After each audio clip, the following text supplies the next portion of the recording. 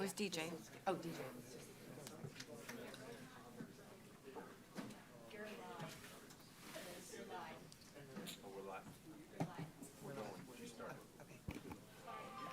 Welcome to, this is the Facilities Committee meeting, Tuesday, April 9th.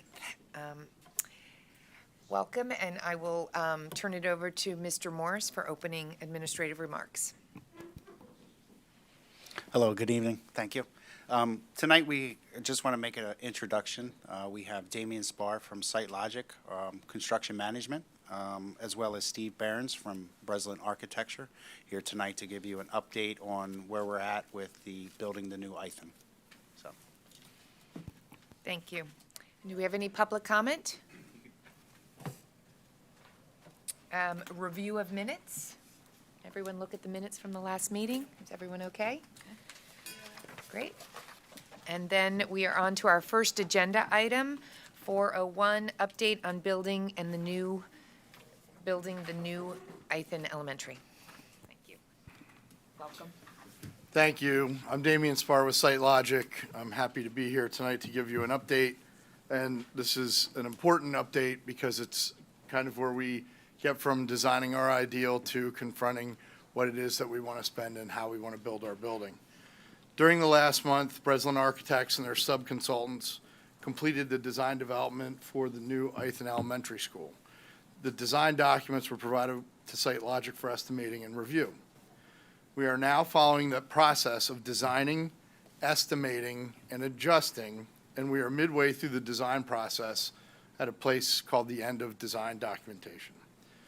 It's not uncommon to see a rise in costs between schematic design and design documentation. And this is generally the case because when we go into design documents, we're sitting down with the end users and we're asking for their ideal design. If we can have what we want in this building and have it be ideal, what does it look like? And that generally results in some higher costs that we deal with. And in most cases, that input then with design costs, design input and costs that go up is followed by a culling back of scope and a reduction in costs. Now, notably, there have been two significant features that we've talked about, but we haven't included because we looked at those together and said these things probably cost more than we are interested in spending in them. The first was the second site entrance, and then we also had that maintenance and storage option, and we decided not to pursue those. There were a couple of other reductions. We took the light well out, and we had some reductions in folding partitions. Outside of that, and there may be one or two others you could think of, but outside of that, we've generally designed what is ideal for ITHM. And so now we're at a place where it's time to look at what we've really wanted to have in the building and what that ideal was, put some cost to things, and make some decisions. And I always tell people, tell my clients, and we do it at home, I tell my family the same thing. This is where the hard part comes in, because we have to make choices and we have to get ourselves back to budget. Now, for the new ITHM Elementary School, the result of the estimate at the end of design development was a higher cost increase than we were anticipating. And because of a higher cost increase, naturally, we're going to have to do more work together in collaboration with the design professionals and the district to come up with our options to how we're going to get back to our budget and work toward our Act 34 limitations. So the short story to all that is the costs were higher than schematic, and they were higher than Act 34 allows us to build our new building for. So prior to us finishing that estimate late last week, it was our intention to come in here and give you an update and then proceed to the April 16th meeting and start the process that we did in schematic of review the design document, renderings, design, et cetera, costs and cost options to reduce cost, and have that iteration. But as a result of us wanting to put together more choices for you, we'd like to start that process at the May facilities meeting a month from now. So when we complete our process of, and we're refined in our estimate, we're completing that. And what we'd like to do is, probably in the next week or so, we'll be collaborating together. We're going to start talking to the administration so that by the end of the month, we're able to come back and communicate, these are the things that we're going to be seeing in May, and this is how we're going to be able to step through that process. That allows us to consider approval in May and June instead of April and May. That 1 month difference does mean that we might go out to bid a month later, which would be December, and depending on the holidays, maybe January instead of in November. I would still like to get out to bid in December if we can, and permits allow that, just to get out to bid as soon as we can. But the timing for when we go out to bid is not as important as having the design right and having us all satisfied with it and what our cost expectations are for it. In any event, none of this changes our outcome for our occupancy date. So we're not jeopardizing the end of the project. It's the milestone for when we would bid and award. So over the next couple of weeks, we'll be doing our internal review, because we will come back here and we'll say, at schematic design, this particular line item saw more inflation than we expected. This particular line item may not have been estimated as high as it should have been in schematic, or these are new things that were not in the schematic documents. So we'll be able to share all that with you so you can see where all this fell out. But more importantly, we're going to be able to share with you options to bring the costs back toward where they were in schematic. It's important to think about how prudent and fiscally responsible this is. And I say that because I want to punctuate it. That's really where we are in the project, and that's what our job is at this stage of the project. It's almost always that. With the economy and building construction the way it is, I don't get into a design development situation anymore where we go, right on budget, let's keep on going. Because we try and do our best to get what we can out of the design, and costs always battle against us. And until we go through this process, costs put us in this position. So, for reference, the cost differential in the building itself from schematic to design development was about $7.2 million, and that's a lot of money. We have already come up with more than that in cost reduction. And that's not cost reduction where we're taking program away. That's not cost reduction where we're taking away the nice views with the windows in the corners and things like that. It's how the building's constructed and other pieces of the building that don't have to do with program.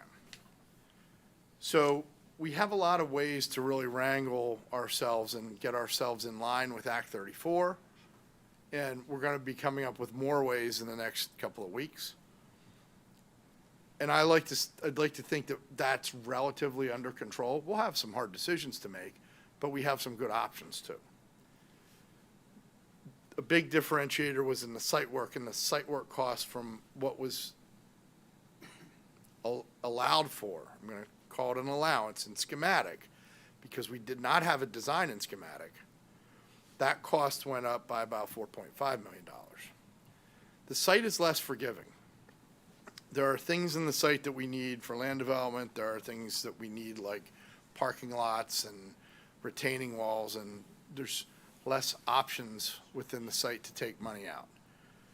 Right now, and the dollars that we have spread between site and new construction are a little bit off in these figures, but we have probably about $1 million that we can take out of the site. There's also some soft costs that have gone up as well, and we're looking at those to figure out what we can do to reduce those. And I'll give you an example. We were told by the township that we have to account for some inflow and infiltration repairs in the sanitary sewers, so there's additional money in for that. We have some other contributions for roads, and these are things that are hundreds of thousands of dollars.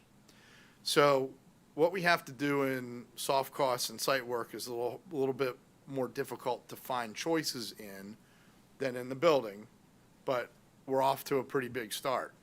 As of now, and with the new formula or the new calculations that are available for the Act 34 per pupil numbers, we can fit the project under the Act 34 limit. We want to build a bigger cushion, but we can fit that building in there. What I'm trying to do and where we're trying to lead the team is to try and put ourselves back closer to that $70 million mark than at something a little higher than that. And I think with the cost reductions that I was giving you is more towards 74. So we have work to do, but we've already started to figure out a lot of ways to get there. So this is not entirely unexpected, and we always hope to have to do less work at this stage than more, but we're used to having to do this, and it's part of staying true to the design process. And that's why, and I know you've all seen me sit here and look funny when somebody says, oh, we want to do that, and I grimace because I know what it costs. It's okay. We have to dream and try and design ideally. And at some point, then, we have to say, let's get as much of our ideal as we can and do it to a budget. And that's where we are, and that's what we'd like to ask of the Facilities Committee, permission to be able to regroup for that little bit of time, come back in May. I'm happy to come back in a couple weeks and report in if you'd like, but proceed on that basis. And with that, unless you have any remarks, Steve, I'd be happy to take questions. Dr. Bassler, do you want to say anything?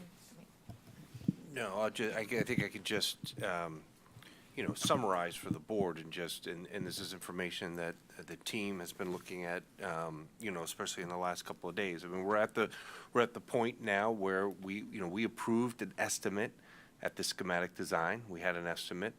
Now the team is coming to us as the design development process unfolds and are looking at us being above that estimate, above it as he shared for site work and above it on pieces with design. And the team now the design team is going to we're going to push off a month to take a closer look at this, to understand why that's the case, and to understand then also, are there places that it makes sense for us to make cuts to get closer to that number, and what does that mean to do so?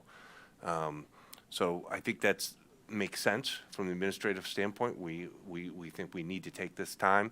I think it's better that we so instead of going through what was an April-May timetable of, April hearing about the design development, hearing about the estimates, having time to answer questions, and then making a vote in May, we're now going to have the presentations in May, and then a vote in June. It would be the intention. Okay, any questions? Ms. Solomon? So I heard a lot of reasons why I guess we're a little bit off, but I don't really understand why this is any different than any other project. Why are we off at this point already? Like, wouldn't this have happened at any project you're doing? It does happen in most projects. As you said. I think that where, and we're going to be blunt about this, we did not, I expected the building to do what it did. Maybe not quite as much, but I expected that the building would cost more and we'd have to do options to decide. We had at the schematic design from the beginning of the project, potentially, was it before the project was even cited? Or was it at the time of the citing of the project? At the time of the site. So at the time of the citing of the project, and this is about when I started tuning into the meetings. At the time of the citing of the project, there was an allowance for site work, for demolition, for all of those costs. Okay? The design for the grading and everything that's going into that was not available until about the last month. So we were able to do an estimate on the design of that site work. And the design of that site work, the cost for the design of the site work as it sits now, it was significantly higher, and that's the place where we're struggling with. And it's simply because of the way that we had to prosecute the design. We had to get through a bunch of things to be able to allow the civil engineer to design, and at that moment, we were able to actually estimate something. And to answer Mrs. Solomon's question too, I mean, I think you're answering it, but directly, yes, this is normal, this is what we, Yes. you know, this is the point. Yes. It's, you know, administratively, from my seat, no, I'd rather us, you know, I keep hoping for things to come down, so I was excited about those pieces that we already made decisions to remove. Right. You know, I like to be optimistic that on bid day, things will come in under. We know the reality of what happens and what has happened in other experiences we've had. But, so I think that for us, the point right now is that while seeing prices, estimates sometimes increase as we get into the details isn't abnormal, I think the where we are right now, that it's higher than we would have anticipated. It's a little bit higher than a range, I will say in my words, and others could jump in, a little bit greater than the range that we're hoping to be in. That's Is that- correct. Is that fair? Yes, that's And I fair. think that's where we need to take more time to regroup, and that's why we're putting off that's why they're recommending, and administration is recommending as well, we put off the presentation tonight, and for what we want to do at this month, and instead regroup and move it all a month later, so we can do a more thorough analysis. Okay, so what is the design of the site work that you speak of that's so much higher than we thought it would be? I don't know what that is. What does that mean? So it's a significant amount of grading that is Grading. occurring. Okay. And it's really finding out, and if on past projects, you've had an excess of fill at the site that you had to get rid of. This project has a significant amount of fill that we have to bring in. So the amount of fill that we had to import was not known until the grading was designed, and once the grading was designed, we actually captured some of it. In schematic, we said, let's put some money in here because we think this is gonna be a big number. It was a bigger number. And so when I tell you that we're gonna be able to go back and say, here are some of the reasons that this varied from schematic to design development, one of the biggest reasons that you're gonna see is in that site work number. And it will be because of the significant grading, because of retaining walls, and because of a significant amount of imported fill. Okay. Can I just ask, because so when you say grade, is this a lot to do with where we're placing the building? It's The partly to do result with. of building around our current building? It's partly to do with building around the current building. It's partly to do with how we want to lay out our features. We've actually we've looked at several different places where the geothermal field will be, so that we could put that in a place where it costs as little as possible to put it there. So it has to do with putting all of the pieces of the site puzzle together and how they come together. And so really, we needed a full design to be able to understand that, rather than just a building kind of plotted somewhere and make gross assumptions, which we did, and which were made when you put those numbers together, but were lower than what the reality of the design is. Ms. Solomon, anything else? I do now understand what design of site work is. Where do you get this dirt from? You said you're bringing in fill? Where are you getting that? I guess there's a couple of quick answers to that. There are places that have what we call clean fill, which means it's fill that you would be happy to have on a Radnor property. There are, depending on what we're bringing in, if we're bringing in an engineered fill, that's basically stone, and that we get from a quarry. So it depends on where it is and what's going in, but we get it from clean sources locally, or we get it from quarries.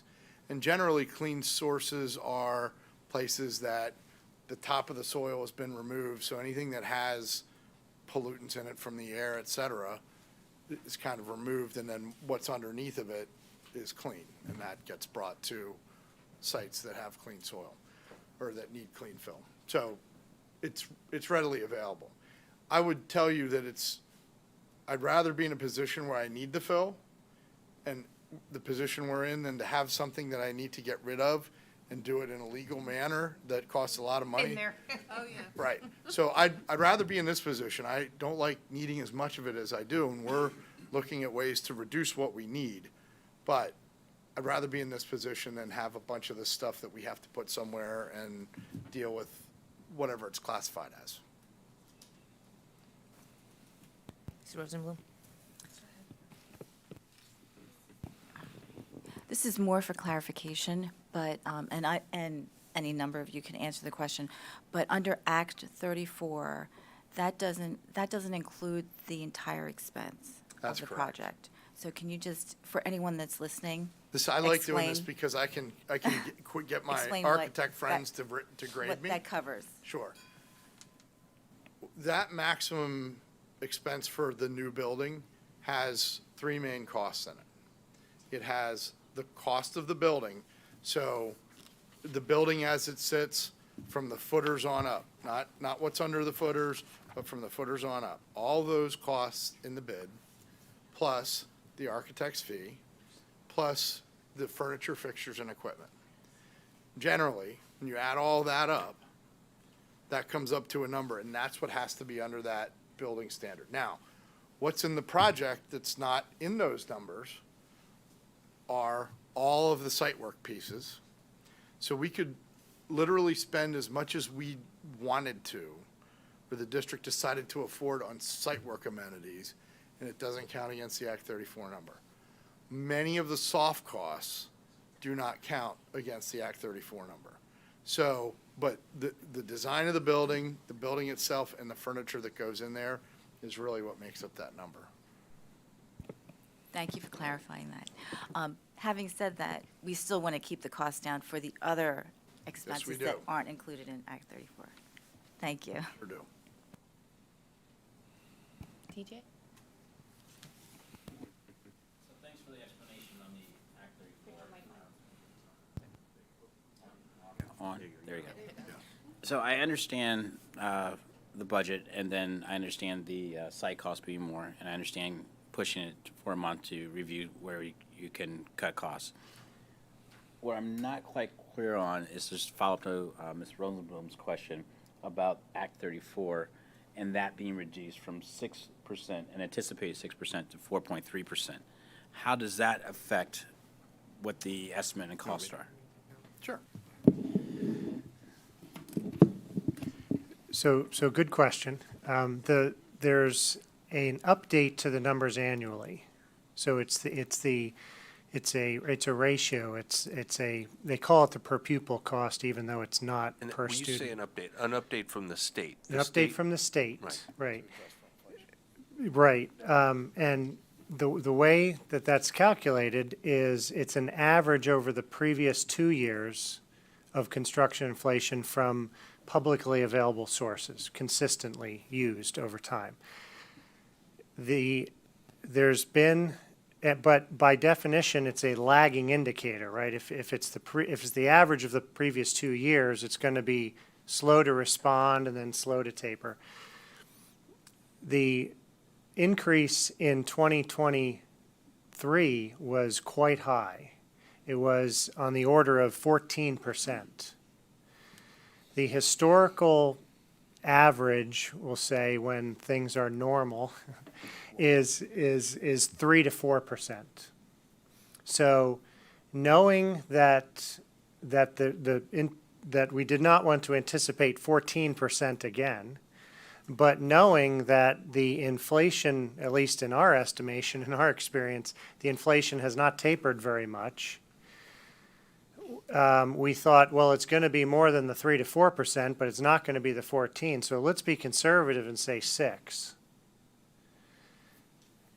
We all about fell off our chairs when the number came back at 4.3. because that is not consistent with our experience over the past 2 years. It's not something you can debate. It's not something you can negotiate with them, unfortunately. We have to live with it. So, and in fact, our early conversations about this were, are we being too conservative? You know, if it was 14, boy, we're hoping for something approaching 10. So we felt we were being quite conservative in saying 6, and of course it came back at less. So, but as Damien explained, we have utilized those new numbers. We've taken the information from the cost estimate, plugged it into the forms, and we've run those numbers. And utilizing the cost savings and reductions that we've already identified in our processes over the past week or two, we have brought the project under that Act 34 limit to the tune of $1 to $2 million, which is really, that's where we want to be. And so we may actually need to increase that a little bit through the decisions and the options that are presented, with the understanding that you're probably not going to want to take all of the cost reductions. There's going to be some things you say, well, no, we really want that. So we need to come back to you with a little bit extra so that we can decide what to hang on to and what not to. But we're as Damien explained, the overage that's been hardest for us to grapple with has been on the site side, which from an Act 34 perspective helps us. But, you know, it still factors into the bottom line of the project, so we still need to deal with it. But the Act 34 picture, even with this very small, unexpectedly small increase, we're in good shape overall in the project if we employ these reductions to bring ourselves into compliance with that. So is it correct to think that there are two different sets of reductions? There is the Act 34 piece, the footers on up, and then there's also the site adjustments. So it's two different categories. There's kind of, we could say it's 2 or 3. So it could be in the soft costs, which are how much are we going to pay the township to deal with infiltration and inflow in their sewer, because that wasn't something we budgeted for in schematic. We have a number in for it now. I think the number that we originally put in was a little high. That's going to go down, but we need to figure out what that number is. That's a soft cost thing that is not part of Act 34. There's all the site work stuff that is, if we can eliminate a retaining wall, it's not part of Act 34. And then there's the building stuff that is related to Act 34. So you could say it's either Act 34 or it's not. Classify it in one of 2 ways, or classify it by the way that we classify our costs, which is building, site, and soft costs. Either way like that. Okay. And it's our opinion that not only do we want to come up with a lot more options for site, but we want to bring you a lot of options for building, because there will be some that you may not want to take depending on what it does. But regardless, we're not going to be looking at chopping program. So it's important to know, and I said this the other day, I said, I'm not touching the nice windows and the way we've been looking at how that is going to function. I will warn you that when we started talking about what we're doing with the roofs on the grade houses, I was sitting here frowning because it costs money, and that's something that we're going to look at. But we're also looking at things like types of flooring, types of roofing, and these things that we put in what's ideal and we back down from there. So there will be some hard decisions to make. We're going to try and give you as many options as we can. We're going to put together what I will say will be a joint administrative, professional package and a recommendation to say, here's what we think. We'd like your input on all of it, but here's where we've landed, and we can talk to you about that. So I think when you have a list of so many things, you need a place to start. So that's what the process is going to look like. I'm very happy. All this aside, I'm quite happy to be sitting here saying we have figured out a path to being within Act 34. We have figured out a path to being under $75 million. We're not finished yet. I would have liked to have been sitting here saying I had a path to under 70, and that's where I'm sad too. And that's really what we'd like to get to, but I think that site work situation is probably going to make that difficult on us to make decisions to get us down that far. What is the Act 34 number at the 4.3? Do you happen to have that? I do. So, at the 4.3, I'm sorry. At the 4.3 percent increase, where the adjusted structure cost, as it's called, where it started before we talked about these reductions, it was about $6.5 million over the limit. Now that we've looked at these, But what is the limit? What's the number? oh, the number is,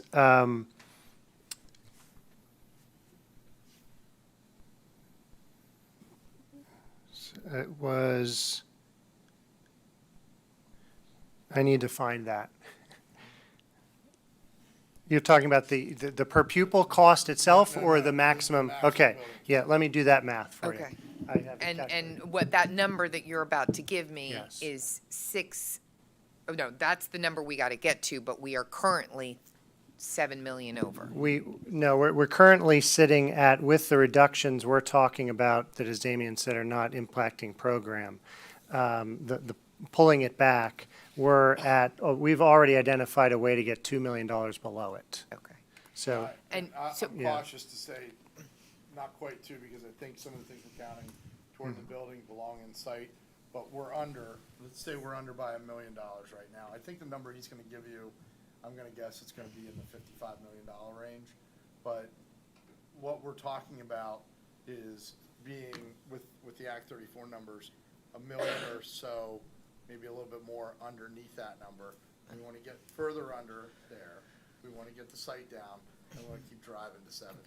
And Once maybe, he does his math, I think that's. well, and maybe some of these things is what we'll talk about next month. Right. If, you know, Yeah. so instead of having to do the math on the fly, we'd like to know, that's all right. No, I mean, we can, Yeah. It would just, and it would help me to have concrete numbers, to Yeah. start to see So I this, think because those are when the- we talk about, and then what the site and what that number is, and then also just reiterate, like, what is the percent? I know we did this in the high school where we were a little lower, our buffer was, well, it wasn't Act 34 at that point, but our contingency, what is that buffer that we want to, so in order for us to feel comfortable, because I want to make sure that we don't start reducing that buffer to get us through this stage to feel better, and then down the road, because my experience in any project I've done thus far, which is, it's never cheaper, it's always more expensive. So I just want to impress that it's not going to help us to, delude ourselves right now to get that number and say that we're going to do better. I would really like to feel very comfortable that we have that buffer at the industry standard, and if there's a place for us to be conservative and really understand. But it would help me. so you're asking multiple things. So I Sorry, think for yes. next month, not only to have sorry. a very clear Act Yeah. 34 and what is the dollar, and Yes. then and it's a breakdown, and the reason I think he's having to calculate now is because you have to pull out the site work, you have to pull out other pieces in order to get to the actual, what is the estimate, or what is the number that is that Act 34 number of what this building can, cost. We want to also regroup and make sure we're looking at that thoroughly. We want to make sure that we have all the right things identified as we make adjustments. So I think for next month, let's make sure, pardon the pun, have a concrete, what is that number, where that is with the Act 34. Let's make sure also we're looking at, you're getting into contingencies. Right, I am. Yes, What are yes, we thank you, setting, yeah. what are we setting up as a contingency in this? How is all that impacting? And I think those details will be really helpful next month for all of us. Yeah, and that contingency piece, we did, yes, I am getting to that, but we have had some discussions on, I know it's not a contingency, but how much we want to be under to feel comfortable. Right. Right, so, Yep. and this is part of the process, right? I mean, it's not what where we wanted to be today. But it's better we take the time now. But one question I do have, does this endanger, because now we're basically pushing back a month, right? I mean, hopefully that's it.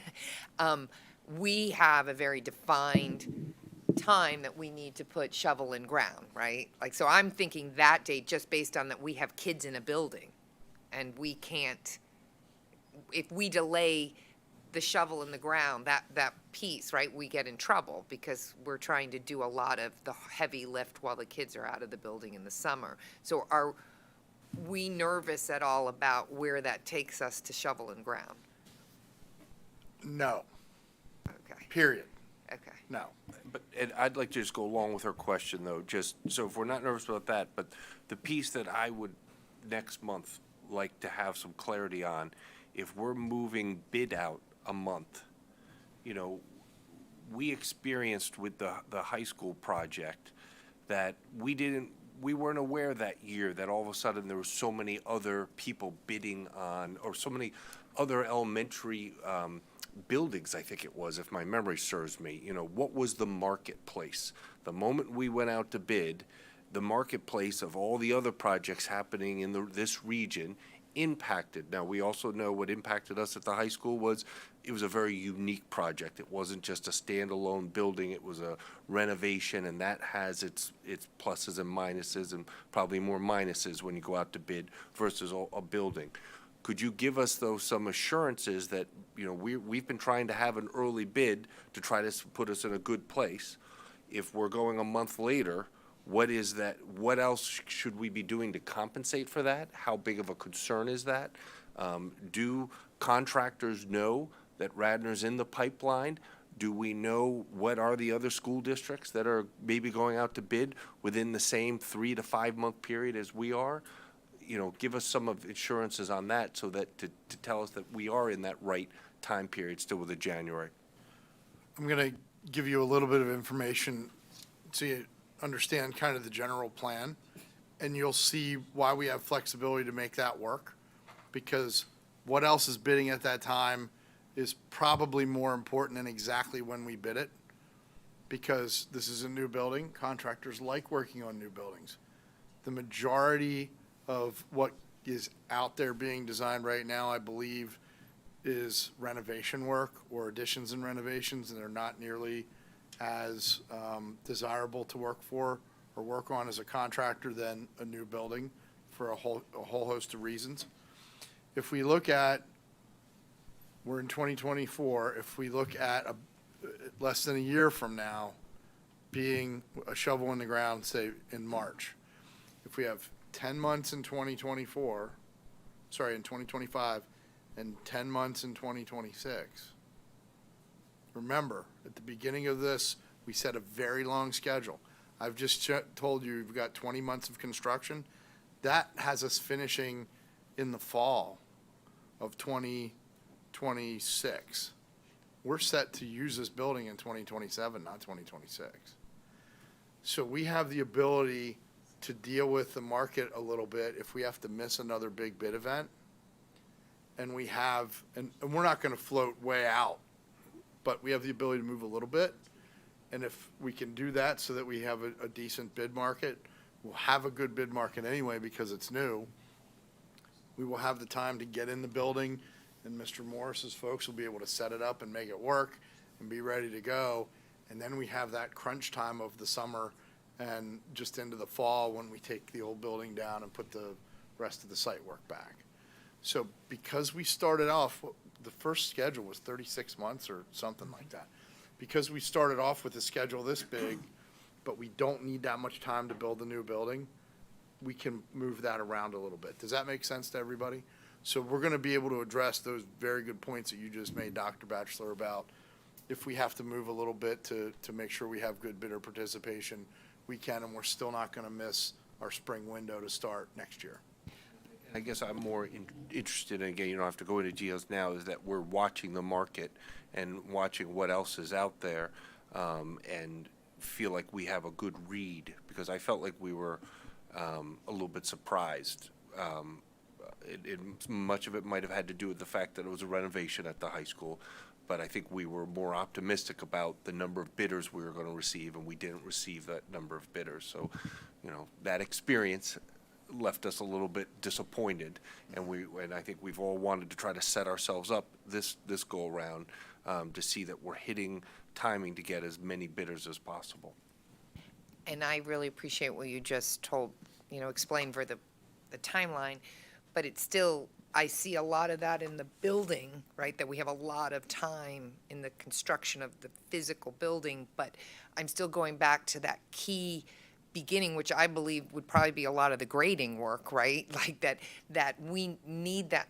I mean, I guess the question is, that seems like a narrow window, and making sure that we're ready for that narrow window when the kids are out of the building and you're doing that key grading, and maybe you're saying Do you the mean kids at the don't ver- have, you mean at the very end? beginning. No, I'm No. talking about at the very beginning. That's not, That's not an issue. Kids Okay. will be in the building, the site, and sorry that we can't show this diagrammatically, but we will want to do that soon. The site will basically be bifurcated, and one side will be construction, and the other side will be kids. Okay. And that'll be it. And so where we want to hit with that is we want to start our earthwork in the spring as early as we can, which is that March timeframe. So it's really that we want to start in the spring with earthwork, and it doesn't have anything to do with the kids. Where at the end, it has to do with the existing buildings when we take it down. But there isn't that requirement in the front end that you're worried about. That makes sense to me, and I understand that. The piece that I think we are nervous about administratively, just as we're talking timeline, is that 2027 summer. Yes. And the amount of work that has to, even though a building may have been completed earlier, what has to happen in one summer is the piece that I think is going to need a lot of attention and a lot more processing. And I know you have shared that. Ken has shared that, Mr. Morris has shared that, so thank you, and I think that's going to be an important piece, that we need to really manage expectations and be as thorough and as detailed as we can, and give ourselves as much time as possible and alternatives for all that has to be completed in a very small window. And just to help you preview that a little bit, and because we've already started thinking about it, the summer of 2026, we're looking at doing as much work as we can up to the old parking area and getting things out of the way, so that whatever we can do in the summer of 2026, and it doesn't cost us more because we're going back later and doing something different, we want to get that out of the way. So we are already looking at that because it is something that is really important to us too, and of similar concern. yeah, once we take that building down, we have to be able to welcome new students into a new Have building. to be able to get those kids in there with Right. buses and cars, that's right. Okay. Is there anything else? So, just for me, I'm summarizing what I heard and responding to it. While I won't use the word disappointed, just sort of, I like your honesty. I do think starting off from the top saying, oh, whoops, we're going to have to push the timeline back, it's a little, I don't know, it's a little surprising. But having said that, I really appreciate the idea that you're going to get this back down to a reasonable cost. And I heard you say, and I hope you can do this, is to get you back the whole thing. I'm not so interested in what is Act 34 and what isn't, getting this whole thing back down to a more reasonable cost. And I hope the whole thing is definitely below 70 million. And, to hear you, oh no, we're up at 75 million already. No, that's like terrifying, because like Liz said, it's going to be, it's never going to be lower. It's only going to be higher than where we start. So I think it's good that we're taking another look right before we start. So, yeah, I'm hoping that you're going to come back with things that, really do pull this down. cost-wise. Thank you. Thank you. Okay, moving on, we're at 402, approval of the asphalt maintenance at the Radnor Transportation Depot. Thank you. So I do have, and I'll try, I know time is of the essence tonight, but I do have 2 slide decks, so I'll try to go through those as pretty quickly. But before I do, I just want to talk a little bit about, let me see if I get back. I just want to talk about, as you know, we have the feasibility study that the Buildings and Grounds Department and the district is working with, has a lot of valuable information, identifying things that are out of life cycle, things that need to be replaced. And we have been using that to put together our 5- and 10-year capital plan. But there's another aspect to our facilities plan, and that is identifying different things throughout the district that we can maintain rather than replace, okay? So there are certain items that as we go through and we even look at some of the things that are on the feasibility study, we're gonna look at those items and say, okay, before we just recommend a replacement, is there an option to maintain it? And so we identified 2 things that can be brought up to a maintenance program with a little bit of work. And those are the 2 things that we're going to present on tonight. So the first one is the Radnor Transportation Depot with regards to asphalt maintenance. So some fun facts about the Transportation Depot. It is a highly used part of our operation. It is a 12-month operation, so it doesn't shut down in the summertime like the schools. It houses all of our school buses, our vans. It's a fueling site for, again, the buses, the vans, and also the maintenance vehicles. We do the state inspections there for all of the district-owned vehicles, but we also provide a service to other entities. We have some trash trucks. To date, we've had 12 other school districts utilize the facility. We have some privately owned vehicles that meet the Class B weight rating that also need to be inspected or examined, right? So we do employ 2 of our bus drivers are state certified examiners. So they provide that service. So outside entities will come from time to time, get their vehicles examined. We do charge for that. We don't make a lot of money off of it, but we do charge for it. So it's one of those things that should we have to look at replacing things and long timelines, how do we impact that operation? So minimizing downtime is crucial. So one of the things, we took a look at the parking lot, and we identified that we have some current conditions that warrant taking a look at. But there are also conditions that we believe that through getting on a maintenance program, that we can restore this parking lot without having to completely rip it out and repave it. And we'll get many, many more years out of it with a lot less cost, okay? So some of the current conditions that we're going to be repairing, we have a lot of alligator cracking, which you see in all 3 pictures. So that's a little different from just a crack running in the asphalt itself, but these are, they call it alligator cracking, but it creates these little islands of asphalt. And if you can see in the picture, well, what happens in the wintertime is water gets down in there, it freezes, and then it'll pop, and then you start to get potholes. So we want to avoid that. 2 other issues that we have is depressions. So the one on your far left is a large depression outside of one of the maintenance bays. So you can see went out right after it rained. That's holding a lot of water. We want to get that filled in so it's not holding water and lead to more freezing and thawing in the wintertime, safety hazards with tripping and stuff like that. The other problem that we have is where all of the school buses park in the summertime, the asphalt gets hot, weight of the school buses, it starts to make these depressions where the wheels are. So the center one is the front wheel, and then the one to the right is rear wheels. And you can see that depression has already started cracking outward from the depression. And again, we want to get that filled and stop that from happening, all right? So a couple of the processes that we're going to use is we're going to fill all of the linear cracks with hot tar. This is a method that'll keep water from coming down through it, kind of binds it together, and will stop that thawing and freezing and heaving and cracking.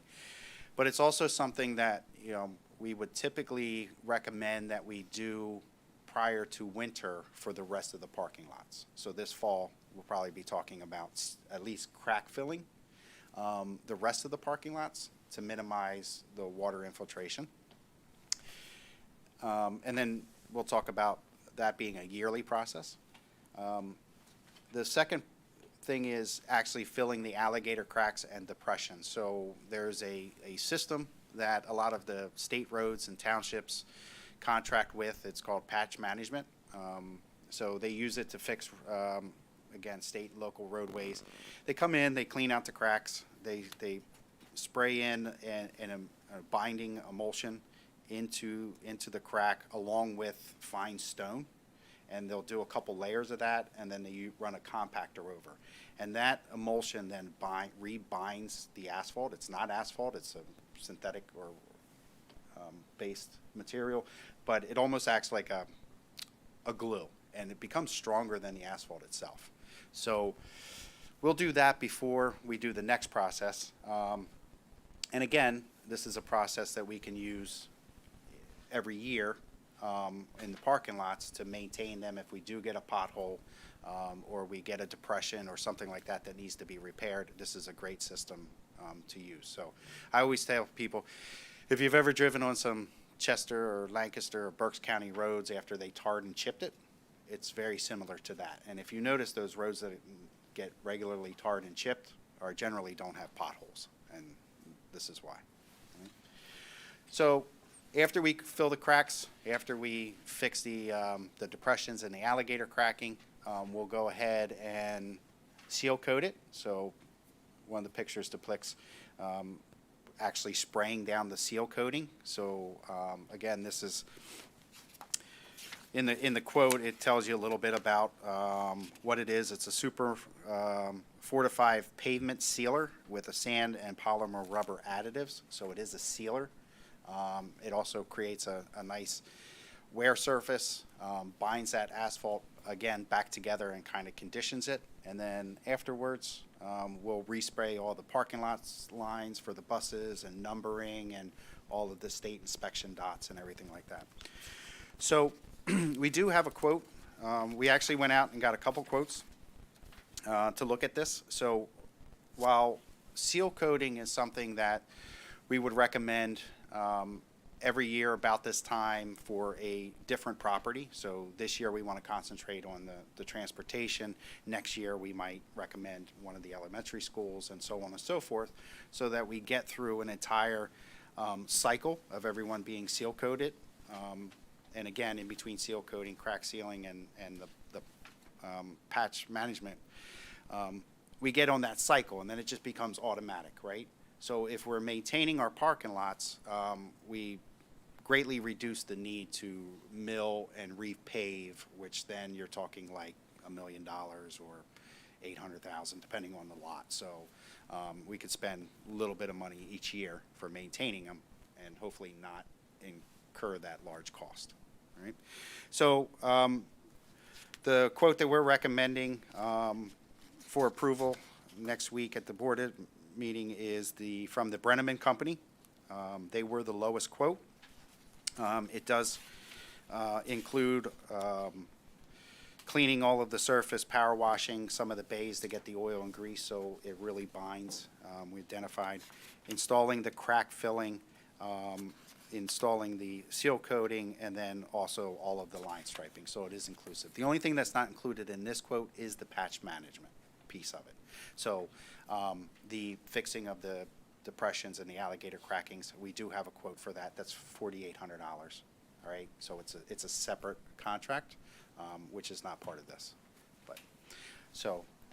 And this is Any just questions? because you did mention doing some of this crack repair in other parts of our district. This is just the transportation. This is just the transportation, yes, for the crack filling. We're getting prices and we're setting up that program for the rest of the district. Takes a little longer because they got to go out, they got to survey every property, they got to measure it, count how many spaces. Some of the stuff they can do from Google now.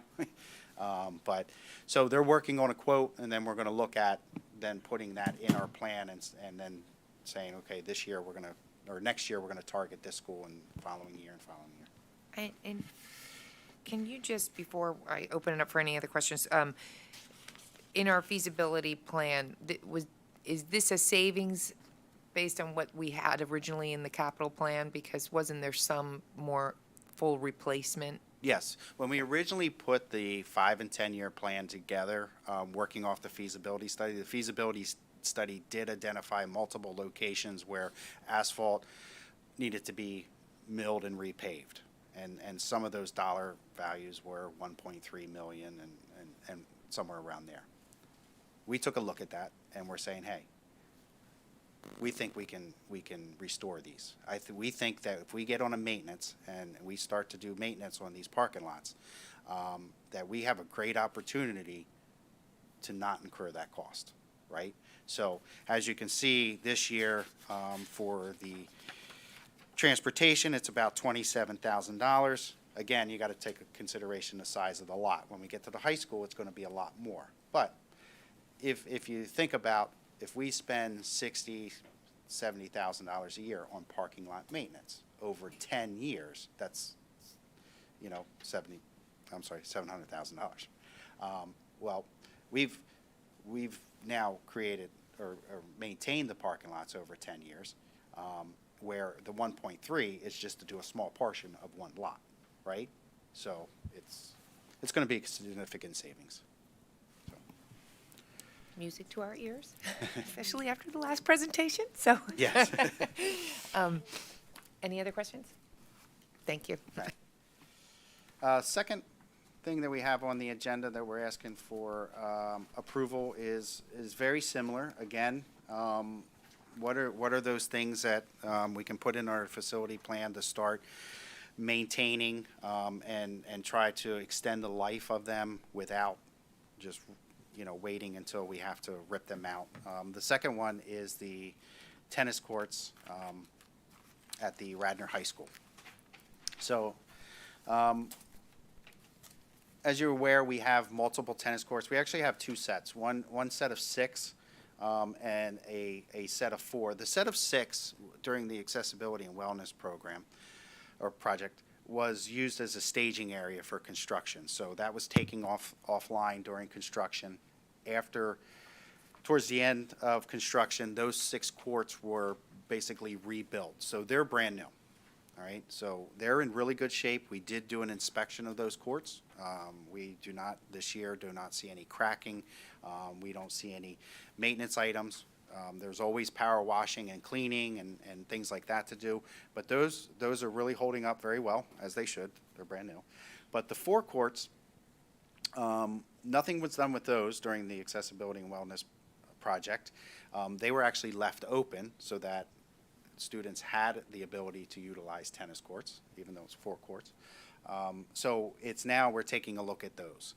So they're approximately 14 plus years old, trying to figure out exactly how old they are.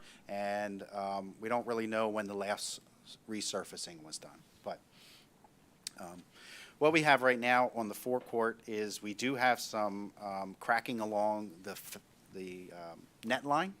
So this is sorta out of the play zone, right? It's up against the net, but it is still within the inbounds area. We also have on the far right, we have some cracking right along the foul line. Okay, so that would still be kind of considered in the playing area. A couple other conditions that we currently have. We have some delamination of the surface area. This is not the asphalt, but the actual tennis court surface that they apply to the asphalt. In the middle picture, you can see we have some weeds growing out of the cracks on those, so we need to get rid of those. And then we do have some deterioration around the actual net poles as well. So what we're proposing for those tennis courts, is to, we, again, got a couple quotes on those. And Keystone Sports Construction, we are recommending approval of a quote by them. They were actually the same company that installed the artificial turf and the track for the stadium. But using the right way crack repair system, it's one of the highly recommended crack repair systems for tennis courts. So they'll come in basically, those cracks that you see, they'll power wash the entire tennis court prior to doing anything. And then those major cracks that are along the playing surface, they'll come in, they'll fill them with a special crack filler. They'll put in a seam tape over top of it, as well as a stretch mat, and then some bonding edge, and to taper that all out. You won't even realize that there was a crack there when they're done and that it was repaired. So, little picture at the bottom of the crack when it's done before we put the surface back on, and then we paint it. And both quotes that we got included this right way system. But our goal at the end would be to have 4 courts that are very similar to the 6 courts. They look brand new. Good playing surface, no dead spots, anything like that.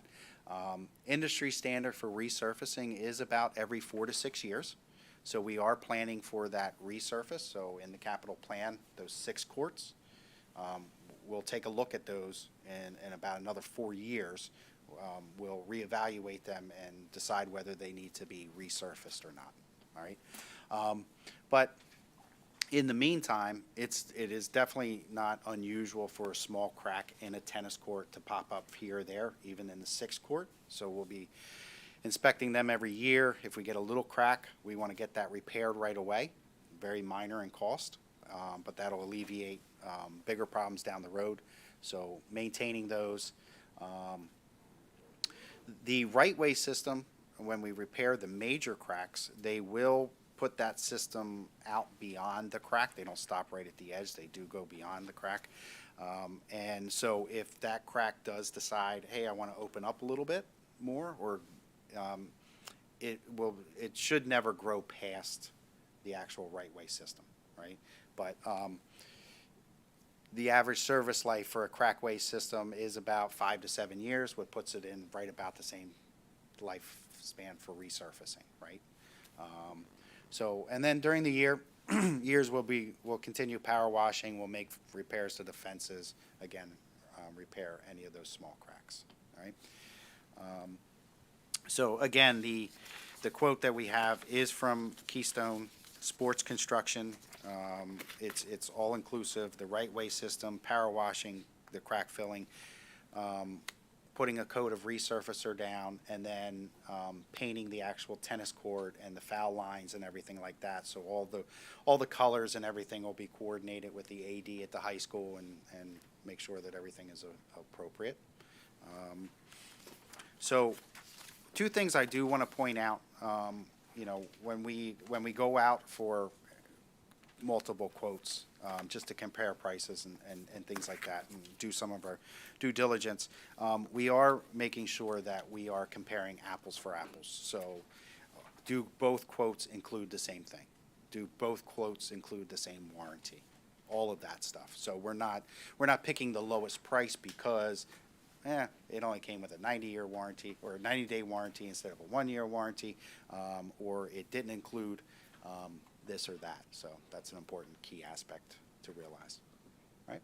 So any questions about the tennis courts? So what you're showing us on our agenda are the bids that came in, so there were just 2 for each of these projects? Yeah, so the Brenneman, so for seal coating, Brenneman Company and Art DeSolis, we did reach out to Morcon Construction, did not receive a quote back from them, so we consider them a no quote. But both the Brenneman Company and Art DeSolis has done work in the district before.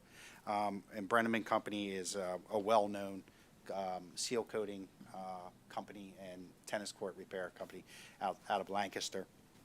I've used Brenneman quite a bit in past projects, but I did want to compare them to Art and just see how things came in. So that's what we did. We compared them to Art, who's done some work, and, you know, not saying that next year Art might be the better value. And, Mr. Morris, they're all on co-stars too, correct? Yes, they are all So- cooperative purchasing, so we technically didn't have to get quotes. We don't have to go out to bid, right? But just An extra level you've gone to. extra so level, thank you. you're right. Yep. And same thing with Keystone Sports Construction with the tennis courts and Brenneman. Again, Brenneman is, they are a great tennis court repair company. Used them in the past, but I wanted to kind of compare them to Keystone Sports Construction, who put the stadium stuff in, and make sure that we're, you know what I mean? We're doing our due diligence there. So they did come in a little bit cheaper, but as you can see, you know, they are close because it's all the same amount of work, so. Any other questions? Thank you. All right, thank you. I think we're at new business. Any new business? Public comment? Meeting is adjourned.